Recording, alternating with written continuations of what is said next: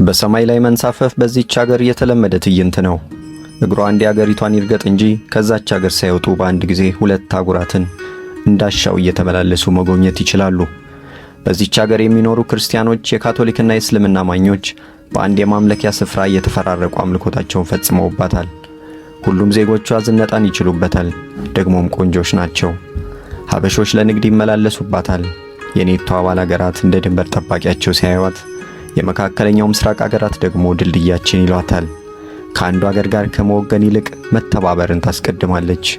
ውብና ማራኪ ከተሞችን ይዛለች። ዛሬ የምናስጎበኛችሁ የፍቅር ሀገር በልብ አንጠልጣይ የፊልም ጥበቧ ኢትዮጵያውያንን ስራ አስፈትታ ቴሌቪዥን ፊት በማስቀመጥ ትታወቃለች። ከክርስቶስ ልደት በፊት በ2000 ዓመተ ዓለም እንደተጻፈ የሚነገርለት የዓለማችን የመጀመሪያው የፍቅር ግጥም መገኛም ናት። በአንድ እግሯ አውሮፓን በሌላ እግሯ ደግሞ እስያን የረገጠች የታሪክ ማህደር ገልጦ የማይጨርሳት አንዲት ድንቅ አገር አለች። ጥንታዊ ስልጣኔዎች ተነስተው የወደቁባት የሮማውያንና የኦቶማን ግዛቶች ማዕከል የነበረችው ይህች ምድር ዛሬም ድረስ በምስጢራዊ ውበቷ ዓለምን ታስደምማለች። ዛሬ በመኩሪያቲው ወደ ጥልቅ ምስጢራት እንወስዳችኋለን። በፋሽን፣ በባህል፣ በቴክኖሎጂ፣ በኪነ ህንፃ፣ በፊልም ኢንዱስትሪዎቿና በቱሪስት መዳረሻነቷ የምትታወቀው በሁለት አህጉራት መካከል የምትገኘው አህጉር አቋራጭና ውብ ሀገር ቱርክ የዛሬ መዳረሻችን ናት።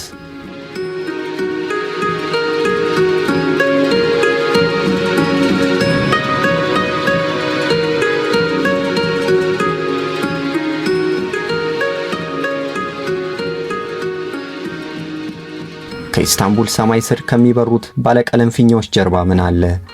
ቱርክ ምን ትመስላለች? እስከ ፍጻሜ አብራችሁን ቆዩ።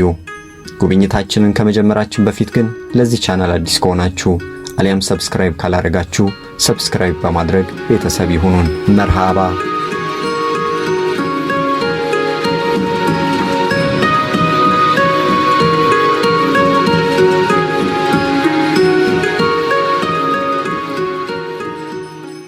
እንኳን ወደ ውቧ ቱርክ በሰላም መጣችሁ። መርሃባ በቱርኪሽ ሰላም ማለት ሲሆን የቱርክ ብሔራዊ የሥራ ቋንቋ ቱርኪሽ በመባል ይታወቃል። 29 የላቲን ፊደላትን ለቋንቋው ስነ ጽሑፍ ትጠቀማለች። ቱርኪክ ተብሎ በሚጠራው የቋንቋ ቤተሰብ ውስጥ የሚመደበው ይህ ቋንቋ ከአረቢክ አሊያም ከኢንዶ ኢሮፒያን ቋንቋዎች ጋር ማለትም እንግሊሽ ኤንድ ፍሬንች ጋር የማይገናኝ ራሱን የቻለ ነው። ገና ወጣት ሀገር የምትባል ናት ዘ ሪፐብሊክ ኦፍ ቱርኪ። የዘመናዊ ሀገርነት ጉዞ ጫጉላዋን የጀመረችው በ1923 እንደ አውሮፓ አቆጣጠር ሲሆን ለዚህም የቱርክ የቁርጥ ቀን ልጅ ሙስጠፋ ከማል አታቱርክ ከነጥንታዊ ታሪኳና ማንነቷ ዘመናዊ ሀገር አድርጓታል። የዛሬን ያድርገውና ከጥንት የኦቶማን ስልጣኔ ዘመን አንስቶ እስካሁኗ ቱርኪ ስያሜዋን ለበርካታ ጊዜያት ቀያይራለች። በ2022 በዓለም አቀፍ ተቋም ቱርኪ የሚለው ስያሜ ባህልና ማንነቷን የሚገልጽ ሆኖ እንዲጸና በሕግ ጸድቋል። ብዙዎች ሲጠሯት ቱርኪሽ ቢሏትም ኢትዮጵያውያን የምናውቃት ቱርክ በሚለው ስሟ ነውና እኛም ለዛሬው ጉብኝታችን ይህንን ስያሜ እንጠቀም። የቱርክ ምድር ብዝሃነት የሚንጸባረቅባት የጥንቶቹን የግሪክ፣ ሮማን፣ የኦቶማንና የጥንታዊ ኢትዮጵያን ባህልና ስልጣኔ ተጽዕኖ እንዳረፈባት በሚያሳብቁ ቅርሶች የደመቀች ውብ ሀገር ናት። ለኢትዮጵያውያን ከፍታ ቦታ የዳሽን ተራራ ራስ ከሆነ የቱርክ ትልቁ ከፍታ የአራራት ተራራ ጫፍ መሆኑን እናስታውሶት። ታዲያ አራራት ተራራ ሲባል ምን ትዝ አሎት? የክርስቲያኖች መጽሐፍ ቅዱስ ላይ የተጻፈው የታላቁ ኖህ ዘመን ታሪክ። በዘመኑ የጥፋት ውሃ ከመምጣቱ በፊት መርከብ ሰርቶ በምድር ካሉም በሰማይም ከሚበሩት ፍጥረታት ለዘር ሁለት አስገብቶ ከቤተሰቡ ጋር 8 ሰዎች ሆነው በዛ መርከብ አማካኝነት ከተላከው የጥፋት ውሃ እንደዳኑ ተጽፎ በቅዱስ መጽሐፍ ይገኛል። ታዲያ ያ የኖህ መርከብ ለመጨረሻ ጊዜ ያረፈውና ኖህም አዲስ ሕይወት ለመጀመር ከቤተሰቡ ጋር ወደ ምድር የወጣው ከዚህ የአራራት ተራራ ግርጌ እንደሆነ ቱርካውያን ዛሬም በኩራት ይናገራሉ።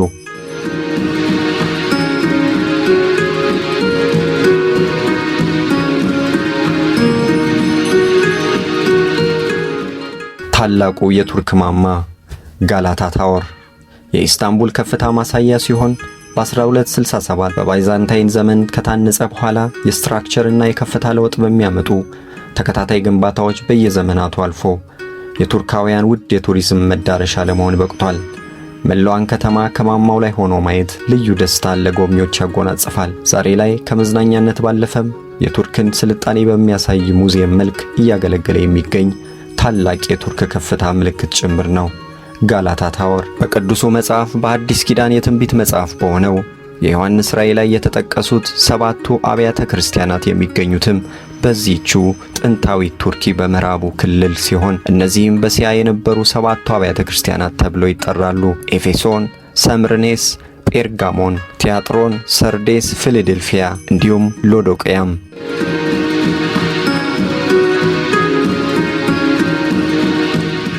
ሌላው የቱርኪ ኢስታንቡል ከተማ ድምቀት ታዋቂው የሱልጣን አህመት መስጊድ ሲሆን ይህ ማራኪ መስጊድ በ17ኛው መቶ ክፍለ ዘመን እንደተገነባ ይነገርለታል። ዘብሉ ሞስክ ወይም ሰማያዊው መስጊድ በመባል የሚጠራው ይህ ውብ መስጊድ ሌላው ልዩ የሚያደርገው የመስጊዱ መገኛ ስፍራ ሲሆን ይኸውም ከታላቁ የሃጊያ ሶፊያ ፊት ለፊት የቆመ ኪነ ሕንፃ በመሆኑ የቱሪስቶችን ቀልብ ወደ ኢስታንቡል ጥሏል። በ336 ቋሚዎች የተዋቀረው የባሲሊካ ሲተርን የዋሻ ውስጥ ሕንጻም የቱርክ ሌላው መስህብ ሲሆን በባይዛንታይን ኢምፓየር ዘመን ለቤተ መንግስቱ እንደ ውሃ ማጠራቀሚያ ያገለግል እንደነበር ይነገራል። በነገራችን ላይ ከክርስቶስ ልደት በፊት በ2000 ዓመተ ዓለም እንደተጻፈ የሚነገር የመጀመሪያው ዓለም አቀፍ የፍቅር ግጥም የሚገኘው በፍቅር ፊልሞቿ በሀገራችን ወጣቶች ተወዳጅ በሆነችው በዚህቹ ቱርክ ሀገር ነው።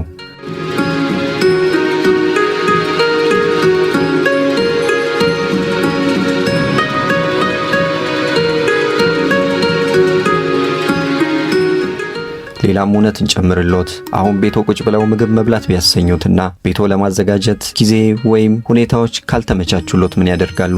ምን አሉን? የእጅ ስልኮን በመጠቀም ቴካዌ ያዛሉ? እንግዲያውስ የሚያስገርም መረጃ ላካፍሎት። ዘመናዊ የቴካዌ አገልግሎት ከመጀመሩ በፊት ቱርክ በቅድመ አያቶቿ በኦቶማን ቱርኪ ዘመነ መንግስት ምግብን ፍራንቻይዝ በማድረግ ለወታደሮቿ በማሰናዳት እንደጀመረችው በማስታወስ የዓለማችን ቀዳሚ የምግብ ቴካዌ ጀማሪ መሆኔን እንድታውቁልኝ ብላለች። በ2024 በተመዘገበ መረጃ መሰረት የቱርክ ህዝብ ብዛት 86 ሚሊዮን ሲደርስ 783356 ስኩዌር ኪሎ ሜትር ስፋትን በመያዝ ከአሜሪካዋ የቴክሳስ ከተማ ትንሽ ሰፍታ ከፈረንሳይ በልጣ ከዓለም 36ኛ ደረጃ ላይ ተመዝግባለች። ግዙፍ የሆኑት ከተሞቿ 5 ሲሆኑ እነርሱም ሁላችንም በስም እናውቃት ኢስታንቡል፣ አንታሊያ፣ እዝሚር፣ ከሪምና አክራ ናቸው። ዋና ከተማዋ ኢስታንቡል ቢመስለንም የቱርክ ዋና ከተማና የመንግስት ዋና ማዕከል አክራ ናት። 97 በመቶ የቱርክ አካል በእስያ አህጉር የሚገኝ ሲሆን የቀረው 3 በመቶ አካሏ አውሮፓ አህጉርን በመካፈል የምስራቅ ቱርኪ ቀጠናን ሰርቶ ለቱርኪ ህዝብ ስልጣኔ በር ከፍቷል።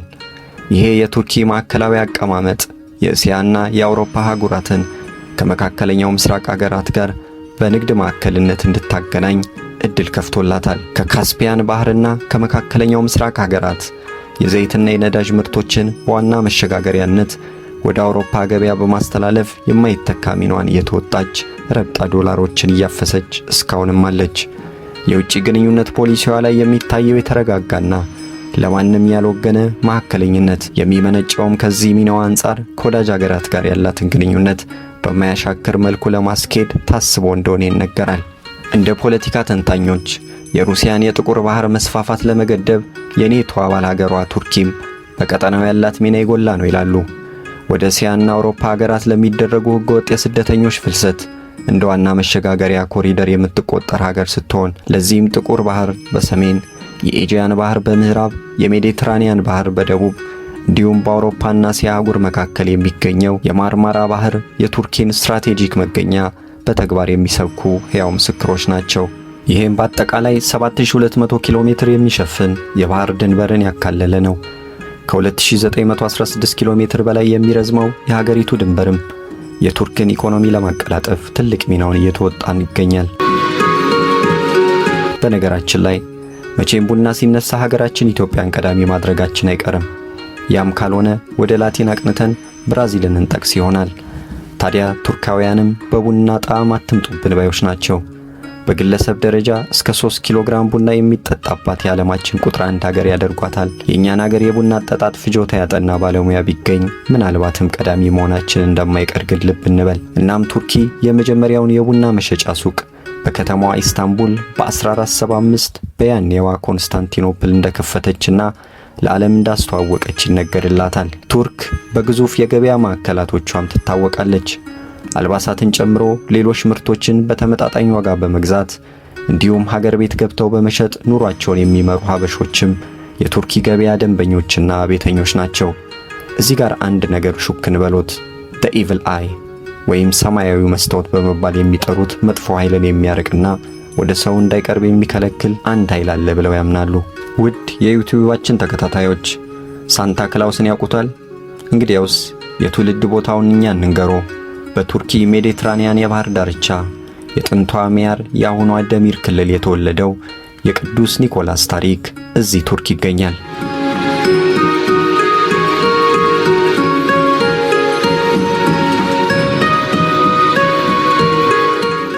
አሁን የምንነግሮትን ታሪክ በኢትዮጵያዊው ደራሲ አሳምነው ባረጋ ድርሰት አሊያም በብሔራዊ ቲያትሮች ወይንም በአማርኛ የፊልም ርዕሶች እንዲሁም የሬዲዮ ትረካዎች ላይ አሊያም የሆሊውድ ፊልሞች ላይ አይተውት ሰምተውታል ብለን በእርግጠኝነት እንንገሮ። የታላቁ የትሮይ ፈረስ ትሮጃን ሆርስ ፌም ቱርክ የዚህ መገኛ ናት። የቱርክን የኢኮኖሚ አቅሟን ስንመለከት የጂዲፒ በዓለም ካሉ ሀገራት በ18ኛ ደረጃ ላይ ያስቀምጧታል። በትልቁ ከተማዋ ኢስታንቡል የሚገኘው ግዙፉ አየር መንገዷ 272 መዳረሻዎችን በማዳረስ የዓለማችንን 126 ሀገራት ያካለለ የምድራችን ቁጥር 1 ሲሆን ደህንነታቸው በተጠበቁ ግዙፍ አውሮፕላኖችና የበረራ ክሮች አገልግሎት በመስጠት ይታወቃል። ለሀገረ ኔዘርላንድ ቱሊፓማኒያ ብለው የሚጠሩትንና ሀገራቸውን የገነት መተላለፊያ የአበባ መስክ ያስመሰለውን ቱርካውያን ደግሞ ቱሊፕ ብለው የሚጠሩትን የኦቶማን ቱርክ ዘመን ግኝት አበባ ለዓለም በተለይም ለኔዘርላንድ ያበረከቱት ውቦቹ ቱርኮች ናቸው።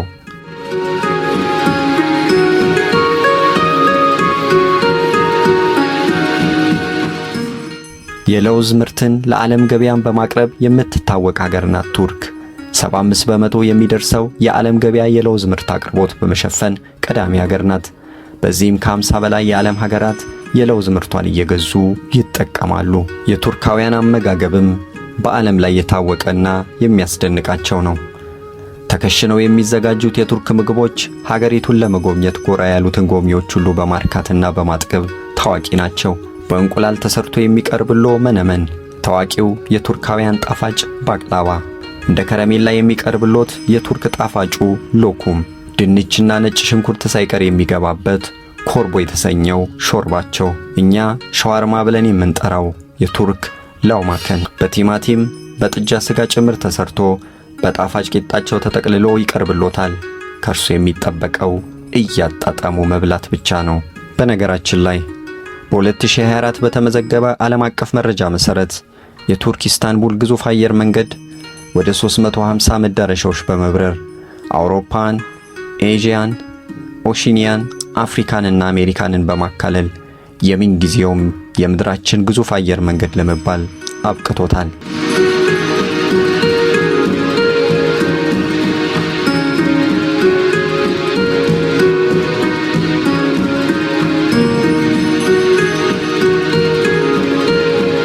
የቱርካውያንን መርካቶ ደግሞ እናስጎብኛችሁ። ግራንድ ባዛር ማለትም ትልቁ የገበያ ስፍራ ተብሎ የሚጠራው ይሄ የንግድ ማዕከል በ30700 ሜትር ስኩዌር ቦታ ላይ ተንጣሎ የተገነባ በምድራችን ከሚገኙ ግዙፍ ገበያዎች አንዱ ነው። በቀን ከ250,000 እስከ 400,000 ደንበኞችና ጎብኚዎች እንደሚተሙበት ሲሰሙ ምን ይሰማዎታል?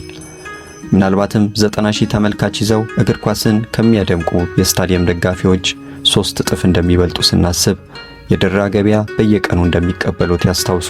እንደውም በ2014 በአንድ ዓመት ብቻ 91,250,000 ጎብኚዎችን በማስተናገድ ቁጥር 1 ሆኖም ያውቃል። ይሄ የገበያ ማዕከል የምድራችን የመጀመሪያ የንግድ ስፍራ መሆኑንም በዚሁ አጋጣሚ ሹክም በሎት።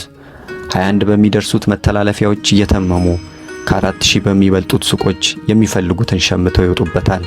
ሁሉም አይነት አገልግሎትና ዕቃ ፈልገው አያጡም። የቱርኩ መርካቶ ግራንድ ባዛር።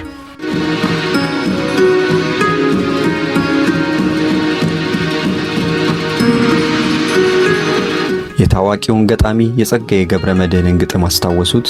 አይ መርካቶ የሚለውን ለቱርክሽ ማን ይግጠምላት?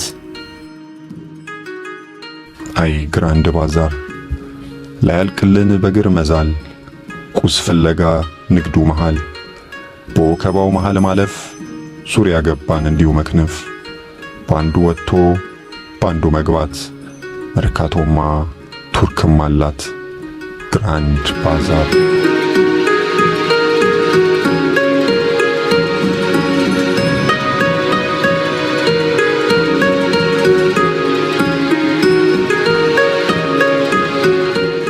ውድ የዩቲዩባችን ቤተሰቦች እግር ጥሎት ከሄዱ የቱርካውያን ውበትና ቁንጅና ከጸባያቸው ጋር ተደምሮ ያፈዞታል። ይህንንም በፊልሞቻቸው ፍቅር የተነደፉ የሀገሬ ወጣቶችን በማየት ማረጋገጥ በቂ ነው።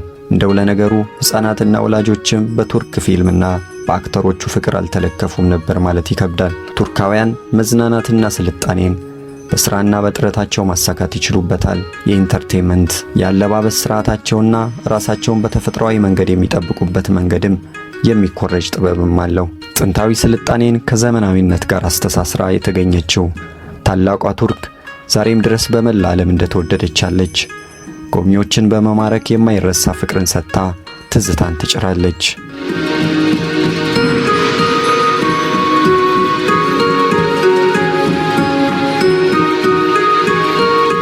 ውድ የመኩሪያ ቲዩብ ቤተሰቦች ቱርክ ማለት ያለፈው ታሪክና የወደፊቱ ዘመናዊነት በፍቅር የተሳሰሩባት ሀገር ማለት ናት።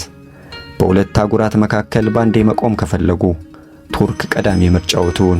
ቪዲዮውን ከወደዳችሁት ለሌሎችም እንዲደርስ ሼር አድርጉት። የዛሬውን የቱርክ ጉብኝታችንን አበቃን። በቀጣይስ የትኛውን ሀገር እንድንጎበኝ ይፈልጋሉ? በኮሜንት ቦክስ ላይ ያስቀምጡልን። ቸር ሰንብቱ።